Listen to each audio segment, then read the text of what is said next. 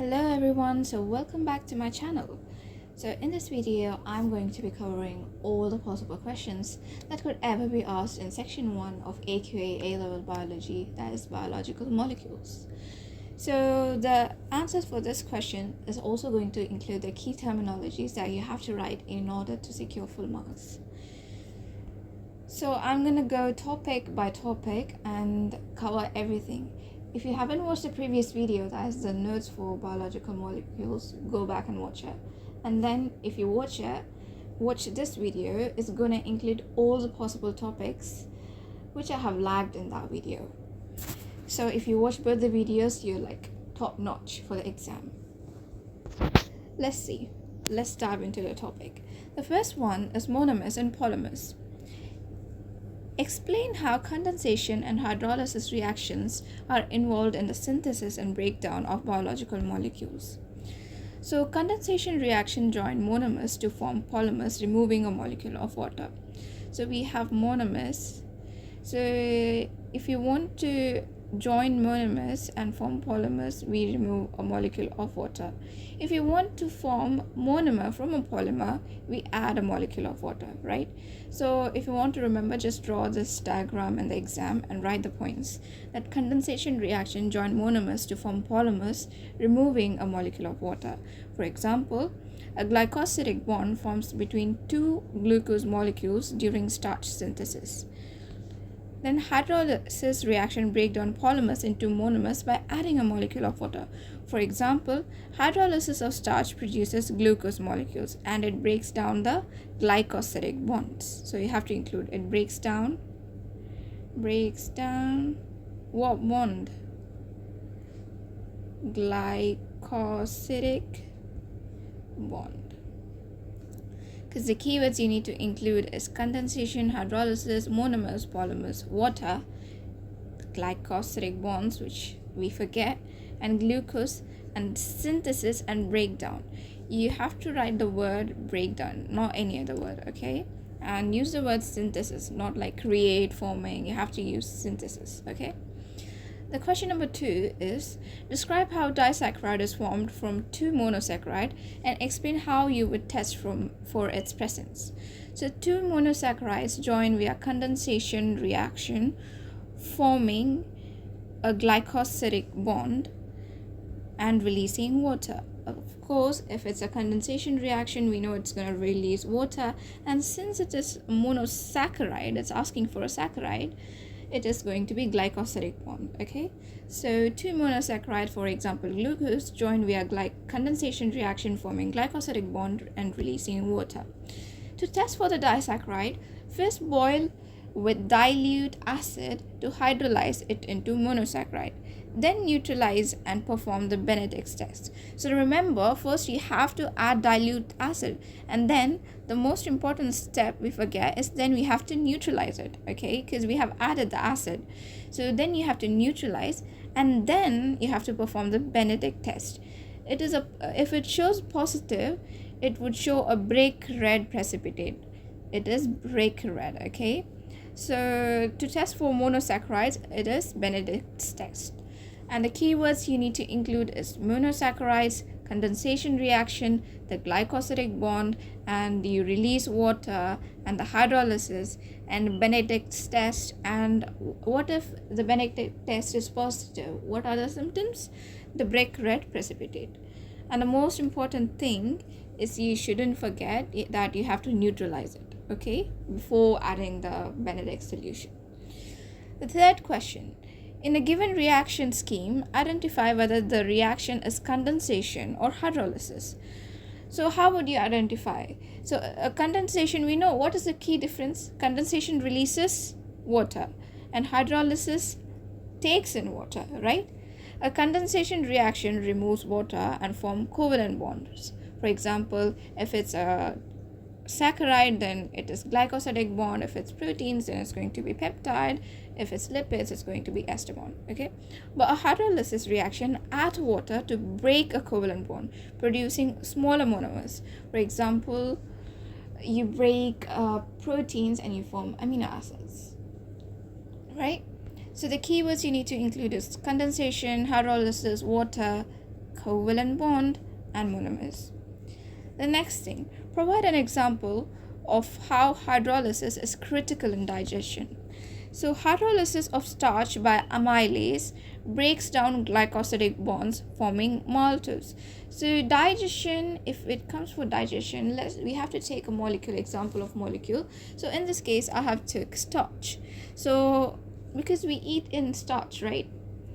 In rice, in potatoes. So, we're going to talk about starch. So, hydrolysis of starch by amylase. Amylase is the enzyme that breaks down starch.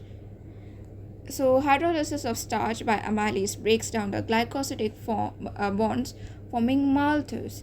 And then maltose is further hydrolyzed into maltase, which is absorbed for respiration. So, the keywords you need to include is hydrolysis, amylase, glycosidic bonds, maltose, glucose, respiration, and digestion. Don't forget, why is it absorbed? Why do we break down? So you have to end the sentence. You have to, whenever you write something or say something, you have to end it with something meaningful. So why are we breaking down hydrolyzing? To absorb it for respiration. Okay. The fifth one is predict the impact of inhibiting condensation reaction on the formation of biological polymers. So if condensation reaction are required, we know condensation reactions are required to form polymers like protein, starch, and DNA. So whenever you're writing an answer, you have to think in such a way that if there is no polymers, then we're going to die. Okay, same. You have to use the same ideology. That is, condensation reactions are required to form polymers like protein, starch, and DNA, which is very important for life. What would happen without it?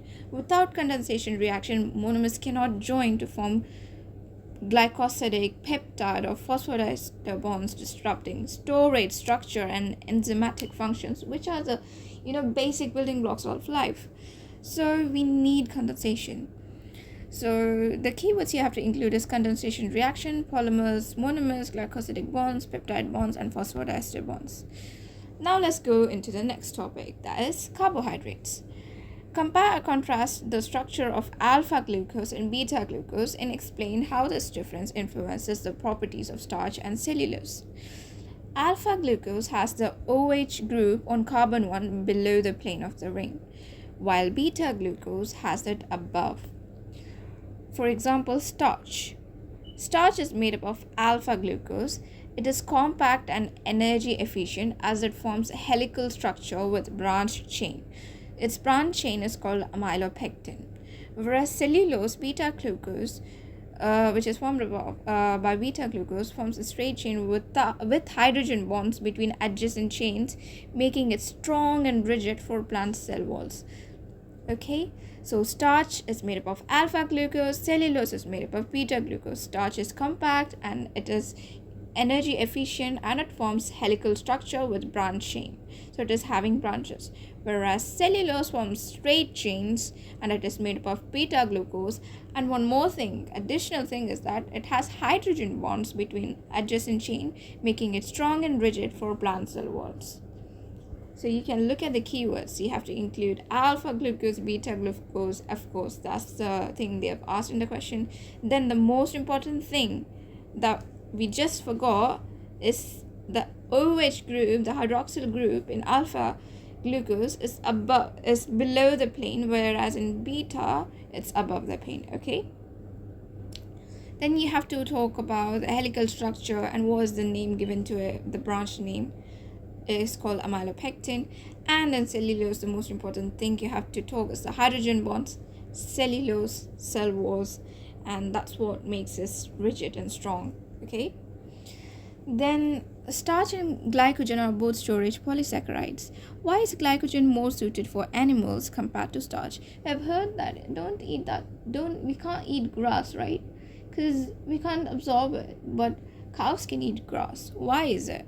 Because glycogen is highly branched, allowing rapid hydrolysis by enzymes to release glucose for respiration. Animals have high metabolic demands, so glycogen's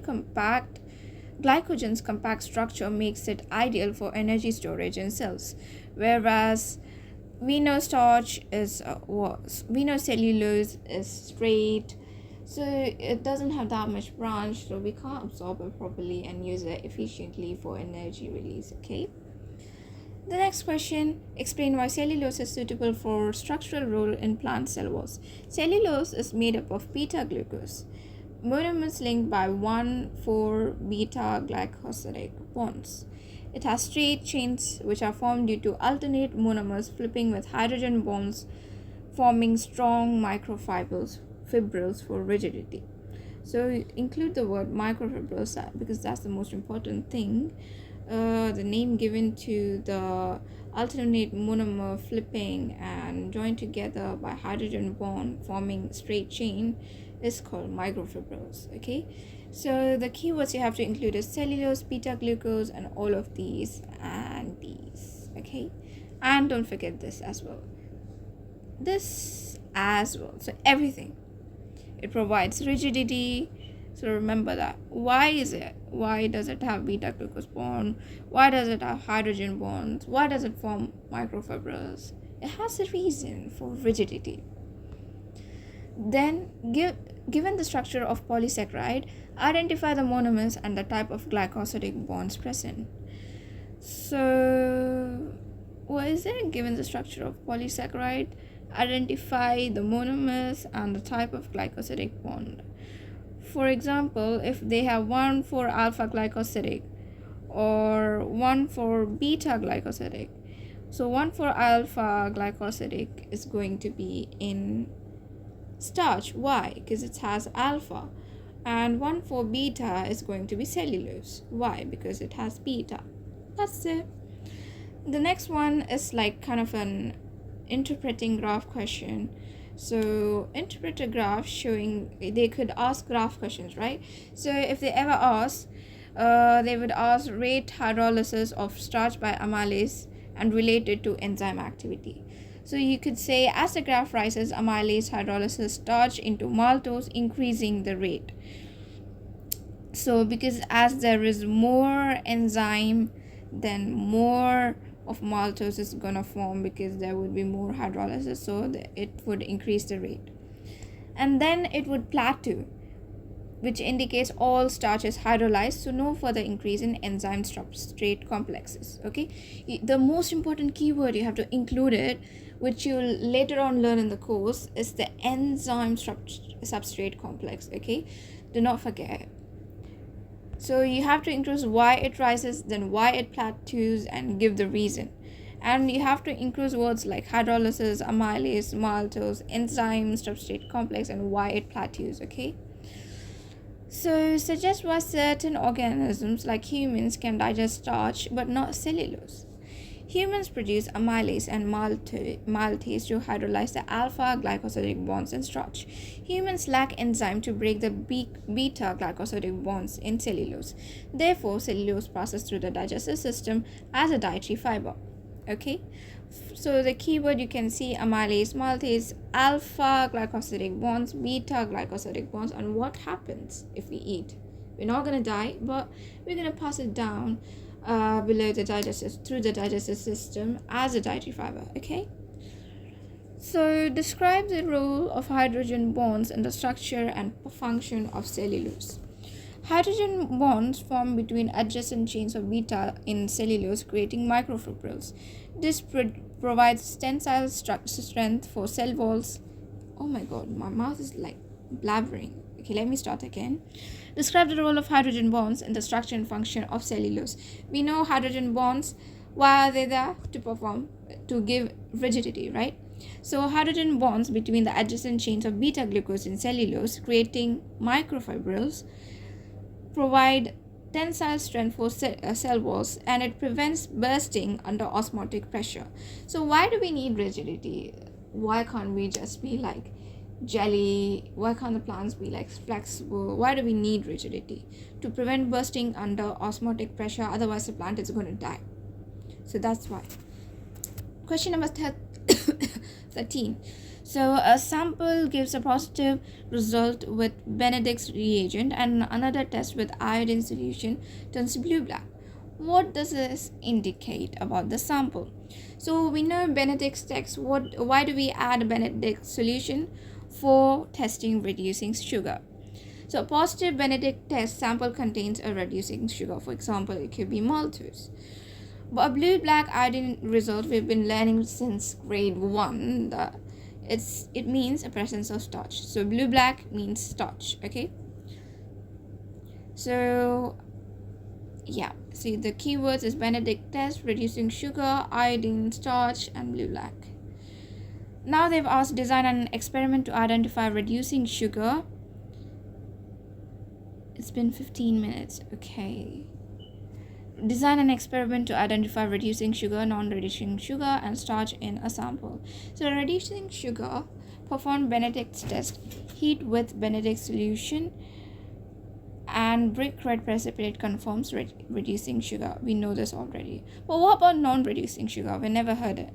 So we have to hydrolyze with HCl, then neutralize with NaOH, that is sodium hydroxide, and repeat the Benedict's test. Then we have starch. You have to add iodine solution, and blue-black color confirms starch. Okay, so you have to learn about non-reducing sugar, the only new thing. So first of all, you hydrolyze with HCl, then you neutralize it with NaOH and make it neutral. Then you repeat the Benedict's test so that you can confirm that there are non-reducing sugars as well. Non-reducing sugar, what are they? They could be monomers, right? Because they can't reduce. Monomers can't reduce. Reducing sugar are like disaccharides, polysaccharides. They can get further hydrolyzed and get reduced. So why do we add HCl? So that we can actually break it down. Then we hydrolyze it, and then we repeat the Benedict's test. So this time the Benedict's test is going to be negative. Why? Because there is no reducing sugar. So that's how you test for reducing sugar. Okay, now let's go into the next section, that is lipids. Compare the structure and properties of triglycerides and phospholipids. Triglycerides are composed of 3 fatty acids. The name suggests 3 fatty acids, and 1 glycerol. So there is 1 glyceride, right? So triglyceride means 3 fatty acid and 1 glycerol molecule, and it is joined together by ester bonds via condensation reaction, the same drills, via condensation reaction with the release of water. They are hydrophobic and used for energy storage due to their high proportion of CH bond. So the most important thing is they are hydrophobic and they are used for energy storage. Why are they used for energy storage? Because of high proportion of CH bonds, which releases energy, good energy. Okay, then we have phospholipids. As the name suggests, phospho means phosphate and lipids means fatty acids. So it is composed of 2 fatty acids. Here it was 3, but in this case it's 2 fatty acids, 1 glycerol, and 1 phosphate group. So one of the fatty acid is replaced by a phosphate group here. The phosphate group is hydrophilic. Hydrophilic means it attracts water, while the fatty acid tails are hydrophobic, means it repels water. So it enables the formation of a bilayer in cell membranes. We know the cell membranes, how it functions. You can look at it in the previous video, I've explained it. So the keywords you have to include is triglycerides, fatty acid, glycerol, ester bonds, energy storage, phospholipids, phosphate group, and the most important, hydrophobic and hydrophilic, and the bilayer. So what's the special about triglyceride? It's for energy storage and hydrophobic and CH bonds. And what's special about phospholipid? It has phosphate group, which is hydrophilic, and fatty acid tails, which are hydrophobic, and they are used in bilayer. And yeah, that's it. The next one, how does the structure of phospholipid allow them to form bilayer in cell membranes? So phospholipid, the same thing. The phospholipid had hydrophilic phosphate head that interacts with water and hydrophobic fatty acid tails that repel water. In aqueous environments, phospholipids self-assemble into a bilayer with the heads facing outward toward water, because we obviously know head is made up of phosphate, so it faces outwards. So because Why does it face outward toward the water? Because it attracts water. And the tails face inward because it repels water. And because of this, it forms a selectively permeable membrane. You have to remember it is selectively permeable. Okay, so this is the key word: phospholipids, hydrophobic, hydrophilic, bilayer, and selectively permeable. The next one is describe the emulsion test for lipids. Add ethanol to the sample and shake to dissolve any lipids present. Add water and shake gently. A positive result is indicated by white milky emulsion. So first of all, add ethanol, then add water, and then if you see a milky texture, then it's gonna indicate the presence of lipids. The next one is explain why triglycerides are good energy storage molecules. Triglycerides contain a high proportion of CH bond, which release significant energy when oxidized. They are hydrophobic, meaning they do not affect the water potential in cells. Their compact structure allows for efficient energy storage. So if they ask why triglycerides are good energy storage molecule, then you have to say about the high proportion of CH bonds, and because CH bond releases high energy, and you also have to include the hydrophobic thing, okay, because they do not affect the water potential in cells. So it's a good energy storage molecule. And one more thing you have to include is their compact structure that allows for efficient energy storage. Okay, so include CH. Oxidized, where is oxidized? Where is oxidized in this question? So there is no oxidized. So okay, so CH bonds, water potential, its compact structure. No, look, when CH bond when triglycerides are oxidized, so remember, look, when triglycerides are oxidized, they're going to release high energy. Okay, so you have to also include oxidized, water potential, and compact structure, energy storage, and all of these things. Why are lipids insoluble in water? So lipids are non-polar and hydrophobic, so they cannot form hydrogen bonds with molecules. So that is why they are insoluble in water. Such a simple question. Yeah, okay. So the most important keyword is hydrophobic, and they cannot form hydrogen bonds. So the thing that makes a thing soluble is the hydrogen bonds. When it can't form hydrogen bonds because it's hydrophobic and non-polar, then obviously it's going to be insoluble in water. That's all you have to say. The next question is to describe the role of lipids in waterproofing and insulation. So lipids form a hydrophobic barrier preventing water loss from surfaces like leaves and skin.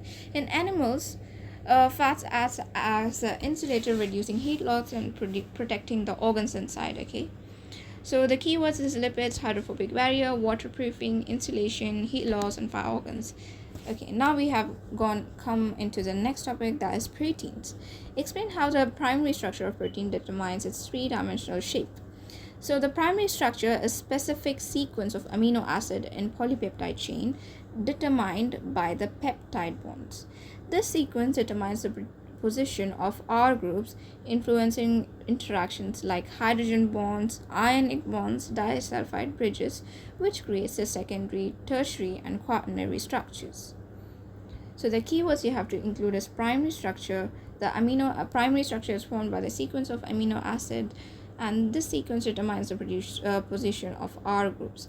And you have to talk about all the bonds that is present in the secondary, tertiary, and quaternary, like the hydrogen bonds, ionic bonds, disulfide bonds.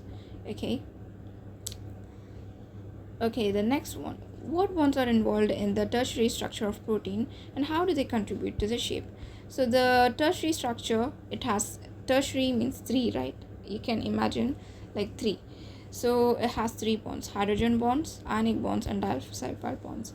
Hydrogen bonds are the weak bonds between polar R groups that stabilize the structure, whereas ionic bonds are the strong bonds between oppositely charged R groups, and disulfide bridges are the covalent bonds between sulfur atoms in cysteine, providing strength. So you don't need to worry about this in detail, but like if they ever ask this question, hydrogen bonds are the weak bonds formed between the polar R groups that stabilize the structure. It is for the stability, and ionic bonds are strong bonds between oppositely charged R groups, and disulfide bridges are the covalent bonds. Bridges look like this, right? So you can imagine they are the covalent bonds between the sulfur atom and cysteine, providing strength. So all of this is for stability. And the number 4 is include another point is hydrophobic interaction. The non-polar R group cluster inward, avoiding water. So the thing you have to include is hydrogen bond, ionic bond, disulfide bridges, hydrophobic interaction, R groups, and the tertiary structure. So you might forget this. So you can revise this again because the hydrophobic, since R group is non-polar, is going to avoid water because it's going to be insoluble in water. So you have to include that point as well. So now we are going to look at question number 3. Describe how a dipeptide is formed and broken down. So a dipeptide is formed when two amino acids join via condensation reaction, creating a peptide bond and releasing water. It is broken down via hydrolysis, where water is added to break the peptide bond. So the keywords you have to include is dipeptide, amino acid, condensation reaction, peptide bond, water, and hydrolysis. Then it says outline the Burette test for proteins and its principle. So what is Burette test? So we saw the test for saccharides, then we saw for lipids. Now we're going to look what is the test for proteins. It is the Burette test. So for the Burette test, you have to add sodium hydroxide to make the solution alkaline. Then you have to add a few drops of copper to sulfate. A positive test is indicated by a purple color showing the presence of peptide bonds. So you have to include keywords like Burette, sodium hydroxide, copper to sulfate, alkaline, purple color, and peptide bonds. Then what is the difference between fibrous and globular proteins with example? So fibrous protein or fibrous proteins are long, they're insoluble, and they are structural proteins. For example, collagen in the skin, it provides tensile strength. Or collagen in the hair, it provides tensile strength to the hair. Then we have globular proteins.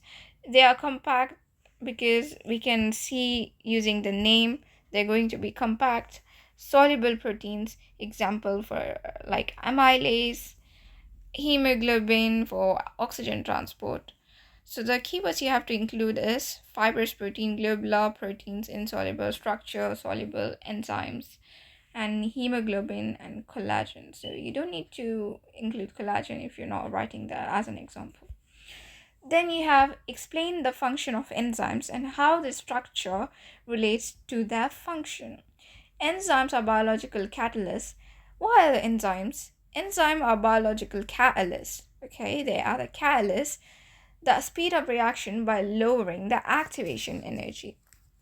So they speed up reaction by lowering the activation energy. The tertiary structure forms a specific active site complementary to the substrate. The induced sweat model explains how the active site molds around the substrate, forming an enzyme substrate complex. You're going to learn about the induced sweat model in the later videos, okay? Describe how temperature affects enzyme activity. At low temperature, enzymes have low kinetic energy, reducing collisions between enzymes and substrate. As temperature increases, the kinetic energy increases and the collisions increases, forming more enzyme substrate complexes. So what happens if the temperature is beyond the optimum temperature? The enzymes would denature as the bonds in the tertiary structure break. So this would alter the active site, and the active site is no longer complementary to the substrate, and as a result, no enzyme or reduced enzyme substrate. Actually, no enzyme substrate complex is formed. So the keywords you have to include is temperature, kinetic energy, collisions, enzyme substrate complexes. So remember, this is the most important keyword. And what happens if the temperature is above optimum or below optimum? And then the tertiary structure and the active site. Okay. Now, why are proteins soluble in water? So proteins have hydrophilic R groups on the outside of the structure, which can form hydrogen bonds with water molecules. So whenever they asked about soluble thingy, you have to say hydrophilic or hydrophobic, or and then you have to say the hydrogen bonds. And then one more thing you have to say is about the polarity. Okay, so this is going to be proteins are polar. Okay, because the R groups are polar, and that is why they are hydrophilic. Okay, then how can mutations in the DNA sequence affect protein structure? A mutation can change the sequence of amino acid in the primary structure, affecting the formation of hydrogen bonds, ionic bonds, and disulfide bridges. This alters the tertiary structure and the protein's function. So mutation, DNA sequence, amino acids, primary structure, hydrogen bonds, ionic bonds, disulfide bridges, tertiary structure, and function are the keywords you have to include. So that's them. So what happens? A mutation can change the sequence of amino acid, it changes the primary structure, and then it affects all the bonds like hydrogen bonds, ionic bonds, disulfide bonds. This changes the tertiary structure, and then you have to say as it changes the tertiary structure, it alters the protein function. Okay, next, explain why proteins are suited for their role in transport across membranes. So channel proteins have hydrophilic channels for ions and molecules passage, because ions are polar, right? So we need hydrophilic channels so that they can pass through. So channel proteins have hydrophilic channels. Carrier protein changes shape to actively transport substances. So we are going to look at transport of substances in the later section. For now, you can know this. And their specific tertiary structure ensures selective transport. The keywords you have to include is about channel protein, carrier protein, hydrophilic channels, and transport, and the tertiary structure and how they are selective. Okay, the next one is going to be about water. So explain how hydrogen bonding occurs between water molecules. So water is a polar molecule. We all know it due to the difference in electronegativity between the oxygen and the hydrogen. Why is it polar? We all know it due to the difference between oxygen and hydrogen. Then the oxygen atom has a partially negative charge, while the hydrogen has a partially positive charge. That is why they are polar. Hydrogen bonds are formed between the positive hydrogen of one molecule and a negative hydrogen of another, creating a network of hydrogen bonds. So let me show you, like oxygen, we have hydrogen, and then we have another water molecule here. So this is going to be slightly negative, this is going to be slightly positive, and this is going to form hydrogen bonds. So yeah, you have to include, if they ever ask the diagram, include all the dipoles. Yeah, forgot here. So yeah, the next one is describe and explain the properties of water that are important for living organism. So water is having high specific heat capacity. Water absorbs a large amount of heat energy before its temperature increases significantly. This buffer against temperature changes in organism and the environment. So the first one was high specific heat capacity. Since water absorbs a large amount of heat before its temperature increases significantly, it's going to absorb the heat and buffer the temperature changes that occurs in the organisms and the environment. The second property of water is the high latent heat of vaporization. A lot of energy is required to evaporate water, so this provides a cooling effect as in the sweating or transpiration. Then is cohesion and surface tension. So as wait before that, as we why do we sweat? We sweat only for the cooling effect. Seem like that. Sometimes plants also become hot, so they do not sweat, but they transpire.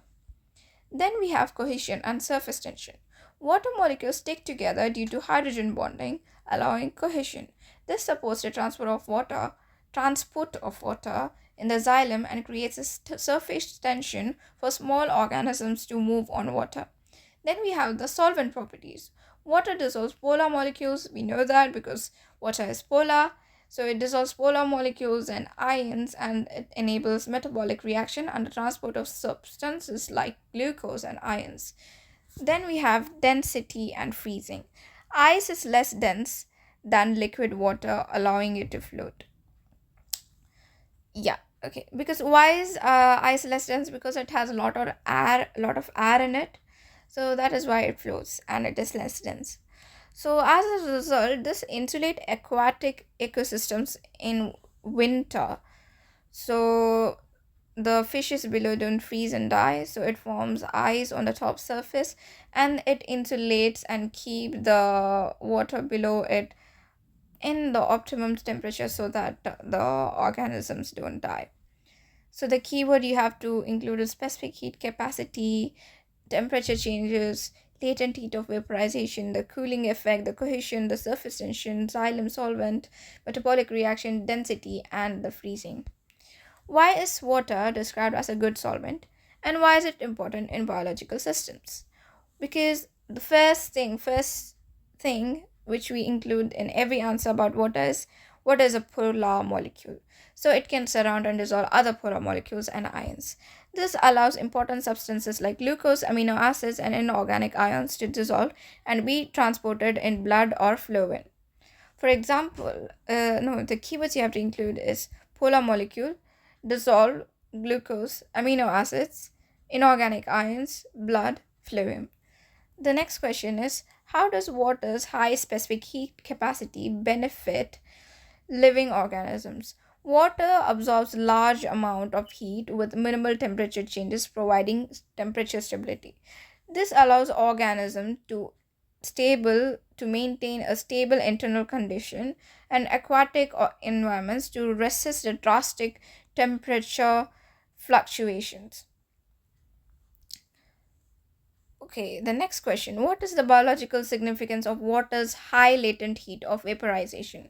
So, water requires a lot of energy to evaporate, which is why it is affecting for cooling through processes like sweating or transpiration, because it absorbs all the heat and gives out the cooling effect. Since we are feeling hot, we are having a lot of heat in our body, so as we sweat it produces water, and water is going to take the heat from our body to evaporate. That is why we feel cool after we sweat. The next question is, explain why cohesion between water molecules is important in plants. So, why is cohesion happening? Cohesion is happening due to hydrogen bonding, which allows water to form continuous column in the xylem. So, this supports the movement of water from roots to the leaves through transpiration. So, the key words you have to include is cohesion. Obviously, it's included in the question. And why is the cohesion happening?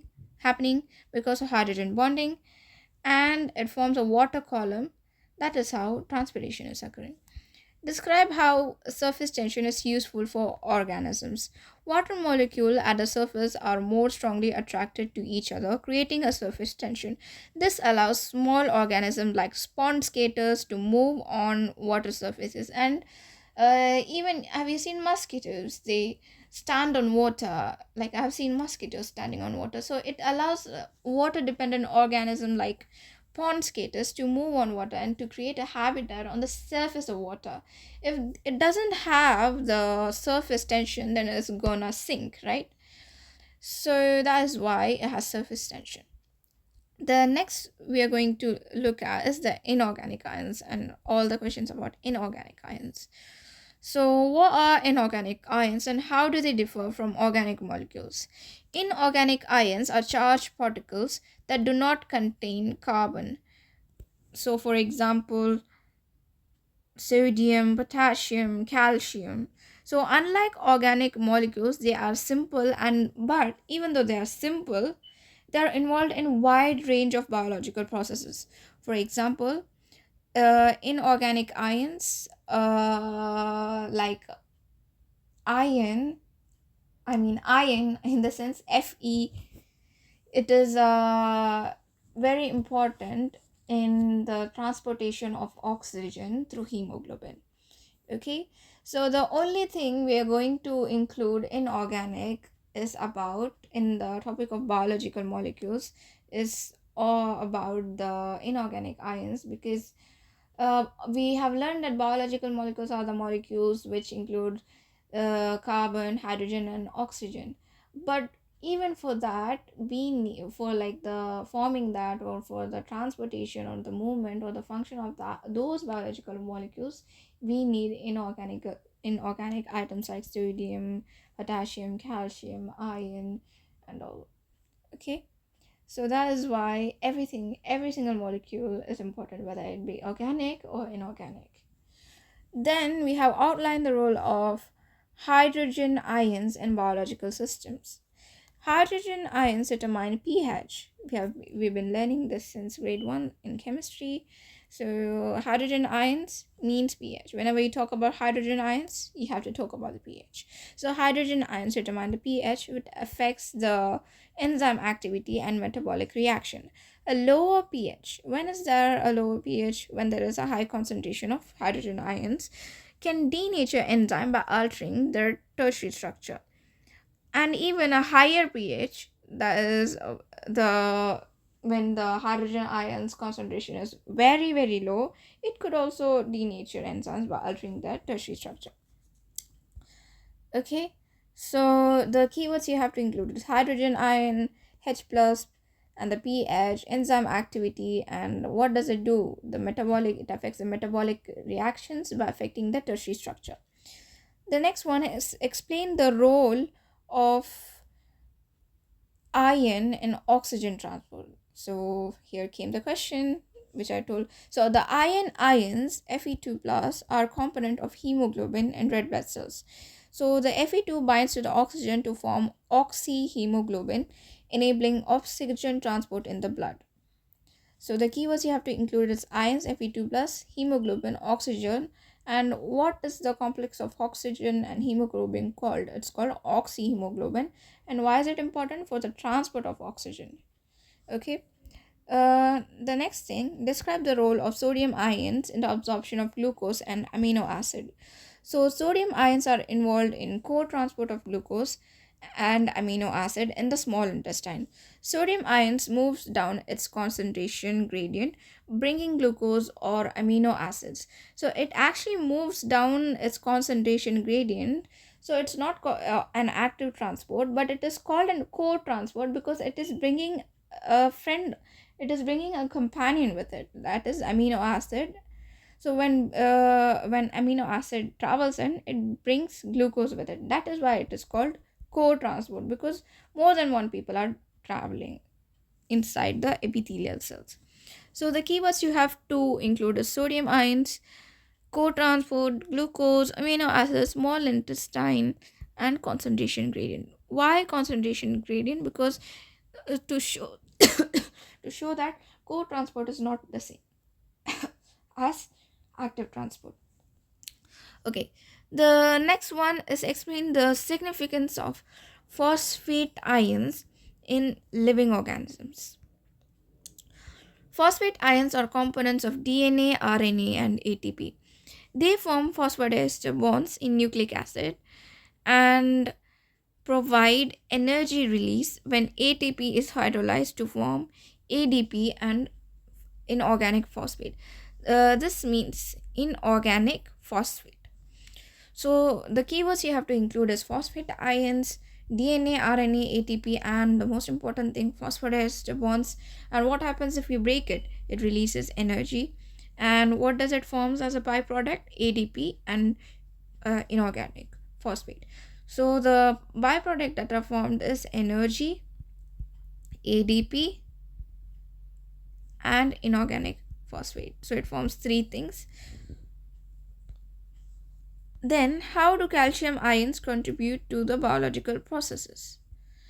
So, calcium ions are involved in the formation of calcium pectate in plant cell walls and bone strength in animals. So, you have to include why is it important in plants and in animals, because in plants it forms a calcium pectate in cell walls, and in animals it gives strength to the bones. And they also play a very important role in muscle contraction and synaptic transmission. We are going to learn it in the later sections. So the keyword you have to include calcium ions, calcium pectate, cell walls, bone strength, muscle contraction, and synaptic transmission. Then Describe the role of potassium ions in neural impulses. Potassium ions are involved in generating and maintaining the resting potential of neurons. They are essential for the repolarization phase of nerve impulses. So the keywords you have to include is uh, potassium ions, that is K plus, nerve impulses, and resting potential, because the function of it is to provide and maintain a resting potential. So it repolarizes it creates a repolarization. So first of all it gets polarized, then it gets repolarized, sorry, then it gets depolarized, and then it gets polarized again. So we are going to actually learn this in detail in the next section. So how do magnesium, don't get confused in it, so we are going to learn it in the next section. How do magnesium ions support photosynthesis? Magnesium ions are components of chlorophyll. Oh, I never knew it. Magnesium ions are components of chlorophyll. I don't think they would ask it, but let's know. We can use this as an essay questions. So, magnesium ions are components of chlorophyll, which is required for light absorption in photosynthesis. So, see how each and every ions is actually important. Even for the light absorption, we need magnesium ion. That is why it is a component of chlorophyll. Oh my god. Okay. Let's look at the last ion, that is nitrate ions. Why is it important for plant growth? Nitrate ions are required for synthesizing amino acid, nucleotides, and chlorophyll, supporting growth and development. So that is why it is very important. Now, the last part, we have come to the last part. We are going to look at all the intellect questions. So here I have around 11 questions. So let's go into it. It's going to be the last thing you should know in this topic. So once you know all of these, you have mastered the topic. So the first question is, explain how hydrogen bonds are involved in the structure and function of carbohydrates, proteins, and water. So let's start with carbohydrates. Carbohydrates have hydrogen bonds between hydroxyl groups of polysaccharide, like cellulose, creating strong microfibrils that provide structural support in plant cell walls.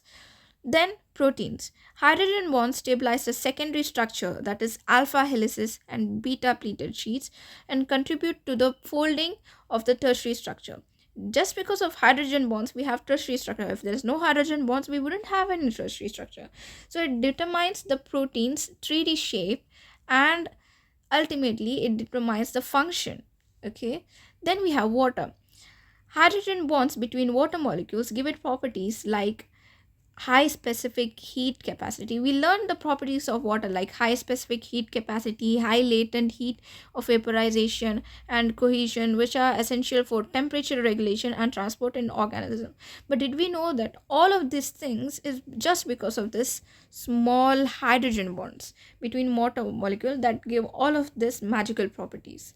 Then we have to describe how the structure of cellulose, triglycerides, and phospholipids relates to its function. So let's start with cellulose. How does it relate to its function? We know cellulose are long and they are unbranched, unlike starch. Why is it unbranched? Because of beta glucose linked by 1,4-glycosidic bonds. So the chains form microfibrils to hydrogen bonding, providing high tensile strength for structural support in plant cell wall. Because cellulose is all made for plant cell wall structure, like the structural support and strength, so it doesn't need to be branched. So it is made up of long unbranched chains of beta glucose linked by 1,4-glycosidic bonds. The chains form microfibrils through hydrogen bonding, provide high tensile strength for structural support in plant cell walls. Then they've asked about triglyceride. How does it relate to its function? Let's see. So we know triglyceride means it is composed of 3 fatty acid and 1 glycerol, and it is joined by ester bonds. The high proportion of CH bond makes them efficient. So we know we have to, whenever they ask about triglyceride, we have to include 3 fatty acid and 1 glycerol, and it is joined together by ester bonds. And another thing, most important thing, is that high proportion of CH bonds. So that is what makes them efficient for energy storage. While their hydrophobic nature, what is hydrophobic here? The fatty acid is hydrophobic, right? That hydrophobic nature prevents interference with water potential. Okay, that is how it relates to its function and structure.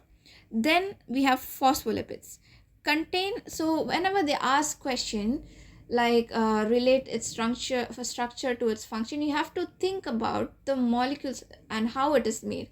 For example, for fatty acid, we know it is non-polar. Why is it non-polar? And it is non-polar because it needs to be hydrophobic. Then why does it need to be hydrophobic? So that it doesn't affect the water potential. So that's how you think whenever they ask any relate structure and function question. Okay, so now we learned about triglycerides. Now let's see phospholipids. So phospholipids, we know it contains two fatty acid, one phosphate group, and one glycerol also. So we know two fatty acid is hydrophobic and phosphate group is hydrophilic. So it forms a bilayer in cell membrane. This creates structure selectively permeable barrier for regulating transport. Okay. The next question: how do inorganic ions and water contribute to the structure and function of protein? So let's take some examples of inorganic ions like calcium, iron, and hydrogen. So calcium stabilizes structure like calcium pectate in cell walls, we just learned, and ions are part of hemoglobin enabling oxygen transport. And hydrogen H plus ion affects the tertiary structure by altering the pH and ionic bonds in protein. Then water. As a solvent, it facilitates the transport of ions and metabolites for protein synthesis. Hydrogen bond between water maintain a stable environment, preventing protein denaturation. Denaturation? I forgot how to pronounce denaturation. Okay. The next question: explain the role of water and lipids in maintaining the structure and function of cell membranes. So water, the polar nature, the as we know the drill, whenever it is of water, we have to include the polar. The polar nature of water interacts with the hydrophilic phosphate heads of phospholipids, stabilizing the bilayer structure. Its cohesive properties allow water to act as a medium for transporting dissolved substances across the membrane. Then lipids. The hydrophobic fatty acid tails of phospholipids form a barrier to water soluble substances, ensuring selective permeability. Then we have cholesterol. So, what is a cholesterol? Cholesterol is actually a lipid and it regulates membrane fluidity and stability. So, we're going to learn this in detail in the next section. How are amino acids, glucose, and phosphate ions linked in the synthesis of macromolecules? So, amino acid forms polypeptides through condensation reaction joined by peptide bonds. Glucose is polymerized into polysaccharides like starch, glycogen via glycosidic bonds for storing energy. So amino acid form polypeptide through condensation reaction joined by peptide bonds by releasing water. We know the drill. And glucose is polymerized into polysaccharide like starch or glycogen via glycosidic bonds storing energy by releasing water molecule. We again know the drill. Now, what about the phosphate ions? Phosphate ions are used in the synthesis of nucleotides and to form the phosphodiester bond. When did we hear about phosphodiester bond? We heard it when we talked about DNA, right? So this is whenever you talk about DNA, you have to talk about this phosphodiester bonds. It is a keyword that would give you full marks. So phosphate ions are used in the synthesis of nucleotides and form the phosphodiester bond. So DNA are made up of nucleotides, and nucleotides are formed because of the phosphodiester bonds. So it creates the sugar phosphate molecule. Okay. Now compare the roles of carbohydrates, lipids, in energy storage. So carbohydrates are stored as glycogen in animals and starch in plants, both of which are hydrophilic, means they can be absorbed and they are soluble in water. And they are rapidly mobilized due to branch structure allowing quick glucose release. Then we have lipids. So triglycerides are more and store more energy per gram due to their high CH bond content and are hydrophobic, meaning they don't affect the osmotic balance. These are soluble in water, and this is also allows quick energy release, but this is insoluble in water and it provides more energy per gram. Okay, that is the difference between these two. If they ever ask what is the difference between carbohydrates and lipids, you can include these points, that it is hydrophilic and that one is hydrophobic, and then you can include the CH bond, and then you can include about osmotic balance and all of those. And then you can also include that lipids are branched and unbranched, and what are the branched one calls, what are the unbranched calls. And then in carbohydrates also you can provide the same. And then you can also include that lipids are also useful in insulation and all of those things. Yeah.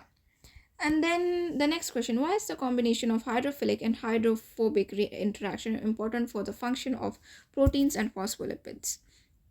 So the hydrophilic R group on the surface interact with water, making protein soluble and enabling function like enzyme activity. The hydrophobic R groups cluster inside the protein. So proteins do not, like the R group in the protein is not always hydrophobic.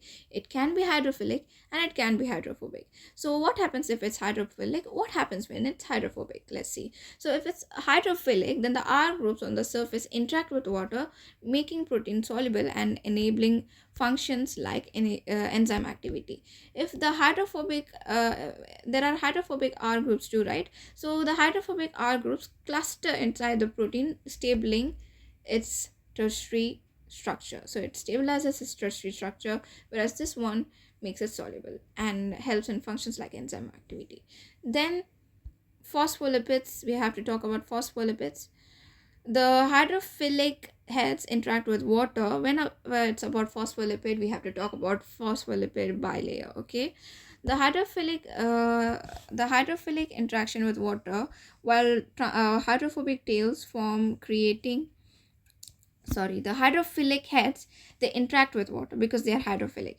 Hydrophobic are like scared of water, so they form a barrier, creating a selectively permeable membrane for regulating molecule transport. Then the next question, describe how the properties of water support enzyme activity and substrate interaction.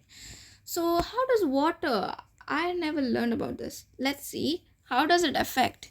So water solvent property allows substrate and enzyme to dissolve. Yeah, facilitating enzyme substrate complex formation. So if its temperature stabilizing property maintains optimal conditions for enzyme activity by preventing rapid temperature changes. So because of this, the enzymes won't get denatured or anything such. That is how it helps in the water helps in the enzyme activity and the substrate interaction. Then how do sodium ions, glucose and water work together in the absorption of nutrients? So let's see. Sodium ions are actively transported out of the epithelial cells. I thought we'd talk about plants, but since it's sodium ions, whenever you have sodium ions, you have to remember the small intestine and all of those part. Okay, the sodium ions are actively transported out of the epithelial cell. So it is actively transported. Remember, this is a very big keyword, out of the epithelial cell, creating a concentration gradient. Why is it actively transported? Why we transport it, like we're forcing it to transport to create a concentration gradient. So it this because of the change in concentration gradient, glucose enters the cell via co-transport with sodium ions, and water follows by osmosis, maintaining the movement of nutrients into the bloodstreams. So the keywords you have to include is sodium ions, concentration gradient, the co-transport, because remember, do not confuse that sodium ions are actively transported, but glucose enters via co-transfer along with the sodium ions. Okay. Then question number 10. Explain how cohesion, hydrogen bonding and ion movements are interlinked in xylem water transport. So cohesion between water molecules due to hydrogen bonds form a continuous water column in the xylem. The movement of ions such as nitrate into root cells by active transport creates a water potential gradient, driving water uptake and transport. So the key words here is going to be cohesion, hydrogen bonding, water column, xylem ions, nitrate, water potential, and gradient and transport. The last question: how do carbohydrates, proteins, lipid function together and in cellular metabolism? So the carbohydrate, we know, whenever we remember about carbohydrate, we have to think it provides really immediate energy as glucose for respiration. Whenever think about lipids, you have to think about energy storage. So it store energy and forms cell membranes, enabling compartmentalization. What is it? That means like it forms compartments, because if there is no like compartments called cell membrane in cell, then all the cells are going to be like a slushy, right? Yeah. So then proteins act as an enzyme to catalyze metabolic reactions, structural components or transporters in membranes. How transporters, like we have channel proteins and all of those proteins, and we know enzymes are proteins, so it catalyzes the metabolic reaction, and it also acts as a structural component because our DNA is a protein, right? So it acts as enzyme to catalyze metabolic reaction, it acts as structural components, and it acts as transporter in membranes. So transporters in membranes. So the keywords you have to include is carbohydrates, glucose, respiration. Where do we include respiration? In carbohydrates, because it provides immediate energy, and lipids, energy storage. Proteins, you have to write all of these points: energy storage, cell membranes, proteins, enzyme, and metabolism. So that's it, guys. So now we have learned every single thing from this topic in the form of a question.